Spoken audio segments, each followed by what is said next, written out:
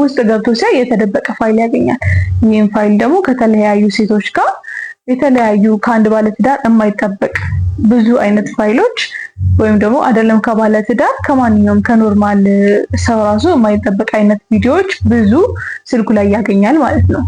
ታዲያ ይሄ ጊዜ ይህንን እድል ወይም ደግሞ ይህንን ነገር መጠቀም ይፈልጋል ማለት ነው። ወይም ደግሞ ባልየውን አስፈራርቶ በዚህ ፎቶ ብር መቀበል ይፈልጋል። ታዲያ ዳጎስ ያለ ብር ካገኘ ከዚህ ከሌብነት ስራውም ለመውጣት ይፈልጋል ማለት ነው። ስለዚህ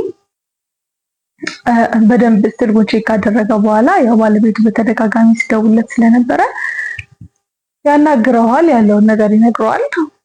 ካልሆነ ለባለቤት ነው ይሄን ፎቶዎች እንዳለ እምልከው፣ ያለበለዚያ የጠየቀው ያው 500 ሺህ ብር ነው። ለሱ ብዙ ብር ነው። ያው ስራ ለመጀመር የፈለኩት 500 ሺህ ብር ነው ያለው። ያው ትንሽ ተከራክሮኝ 450 ወይም ደግሞ 450 ሺህ አስደርጎኛል